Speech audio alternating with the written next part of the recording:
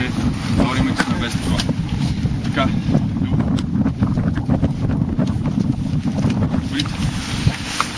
Да, браво. Дай явно само да си запазим. Да, мотора си е заехал. Без да бързаме. Един по един, после ще минем пак отново. Вицам, подред се полукръг. Не съм удар, който никога не е пуск, когато няма. Един път да го направи, после е любо, Занимай се малко с него. Опа! Да ти падне пълнителната. Бога, занимай се с него. Я. Цък, цък, Ширата на цък. мене. Я го слушай. Сега той без това обяснение не знам да обяснява. Едно е Лили Браун, които се дава мъжи. Много тренировки се описали. Гъза, навън, назад. Кръв такива пак, няма напрежение. Оп! И си готов. Тачи. Екси.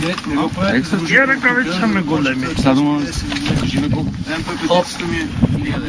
Малко по-напред дъжката си подеш. Прикладай ли? Без игре.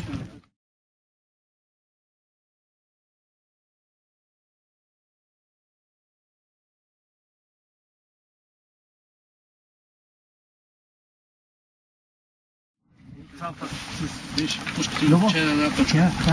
Тук ми е центъра на тежестта. Видяте, вдигнете ли я вече сте готови за стрелба? А не, да я вдигнете и да почнете. Да. Когато ви дойде наистина всъщност мускулната памет, когато е правилна, в момента в който вдигнете пушката и вече окото, мерника и мушката ще са на едно ниво. Няма да има нужда да правите това движение. Да настройваме главата, да настройваме пушката или да било. Дигаш, слагаш, поглеждаш, всичко е цък, цък, цък.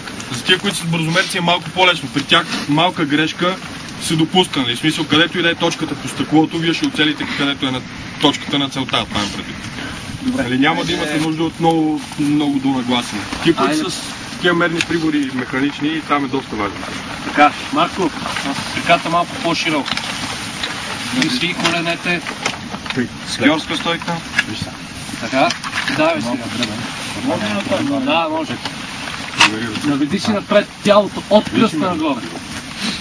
Това е. Сега се отпусни. Приеми, че ходиш.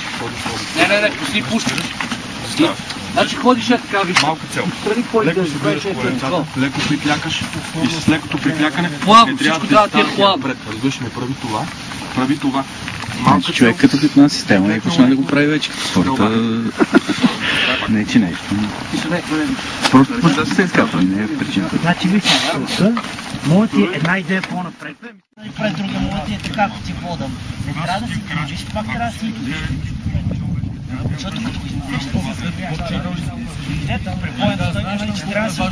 Той не мише.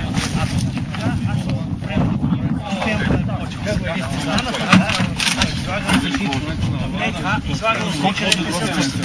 Да, това фершата няма такова значение, обаче... Да, идеята е така колкото повече си изнесеш, толкова повече си завъртиш целия. Защо можеш малко да го изнесеш и по-стабилно така, а не така.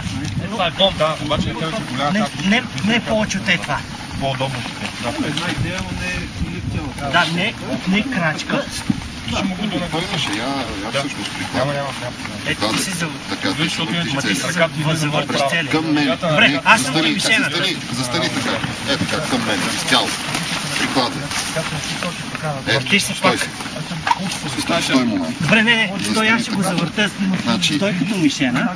Къс му е ремък. Къс ти е ремъка, няма... Не, тия неща са баш най-голямо значение, защото точно екипировката трябва да ти е максимално удобно.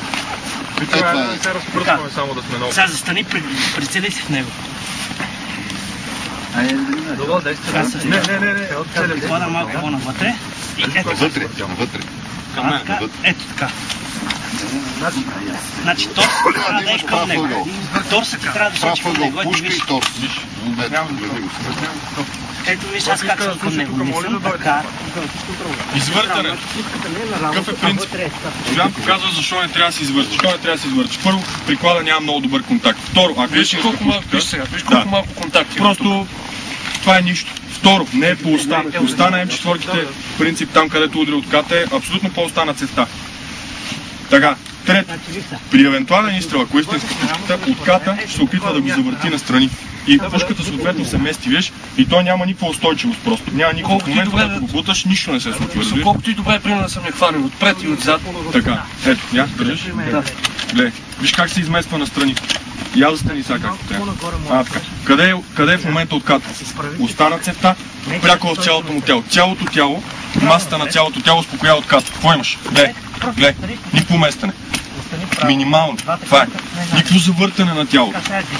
Това е идеята. Има и още една малка подробност. Примерно, ако е истинска ситуация, при носите бронежилетка, тя е тук. Да. Много малко жилетки имат тук отстрани да пазят. Така че ако сте си извъртяли е така, ще ви дупче.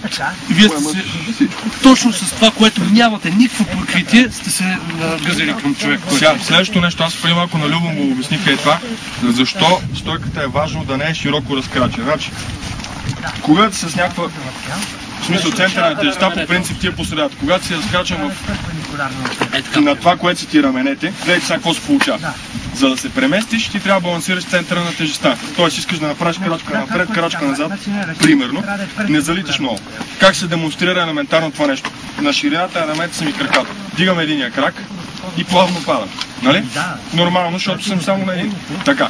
Ако си разкрачен много, центъра на тежестта ти е тук, дигаш единия крак, виж колко по-бързо трябва да паднеш. Значи, за да се преместиш от това положение, ти трябва да отскочиш, за да балансираш центъра на тежестта и да направиш така.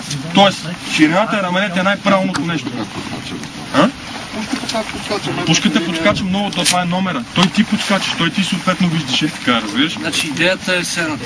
Това положение да ви е удобно, за да може от едно положение веднага да преминавате в другото. Просто го изпробвайте. Както застанете така, в момента в който сте прикладвали и сте се прицели, просто пробвайте да направите една-две крачки напред и ще видите дали сте застанали в правилно положение. Гера, не ти сочат навън. Така. Виж, не ходиш. Не ходиш ето така. Виж, гледай ме, бе. Не ходи така. Виж, трябваше да се виж от на трет снимай камерата. Стана пак широко. Виж, бе! В момента не, ако го направиш това, ще видиш, че ще ги вкарам по чип. Гледайте. Давай. Така, я тръгни. Оп, събрах ръката с поне, ето. И, виж, линията, мерната линия, когато ходиш така, виж как ми мърда дулото. Виж сега, малки крачки напред. Така, застанаш си удобно и вървиш, виж. Виж колко по-малко ми мърда цевта. Давай си. Хайде. От начало един по един. Тъй, стоп. Не движи, не прави нищо. Така. Къде му е радиостанцията на Гената? В случая Гената е левичар, няма нищо лошо в цялата тази история. Обаче, крушата му пречи да прикладва където и да било. Ако сте десняк, надясно рамо прикладвате, радиостанцията е отдял. Причините са две. Първата е тази. В момента на него приклада му се опира в станцията. Втората причина е, ако искате да се обадите по станцията и бройкате нещо. Или все пак си гледате. Така, или искате да дадете сигнал. Много хора правят това нещо. Този сигнал. И врага съответно се показва и ти блееш. Чакай тук какво стана. Номер е следния. С лявата ръка. След като си прикладвал, мога да се обадиш по станцията, мога да дадеш сигнал. Прикладването е на чисто. Точно така. С помощната така наречената. Помощната ръка се правят всякакви допълнителни движения. Пиене на вода, говорене. Пушене. Всичко това се прави с помощната ръка. Пикане, да. Винаги имаш точката. Ако държиш оръжието с една ръка, винаги е тази стрелящата. Защото реално вие дори с една ръка може да стреляте. Ако много ви се наложи, може да пуснете един-два изстрела, разбираш? Включително и така дори, или от ремък, дори ако си в по-ходно положение, нещо правиш, правил си, виждаш някой, много пъти на мен ми се е случило, правиш така и гърмиш. В смисъл, дори така мога да паднеш настрани на коляно, да стреляш, след това смениш стойката и да гърнеш още веднъж, разбираш? Мога да не го оцелиш, идеята е, че той най-малкото ще залиси по изстрелите, ще мога да трябва да се прикрие. Ще спечелиш време. Ще е депресиран. Една-две секунди. Дядо, много ти е изпълнат приклада. Прикладът е много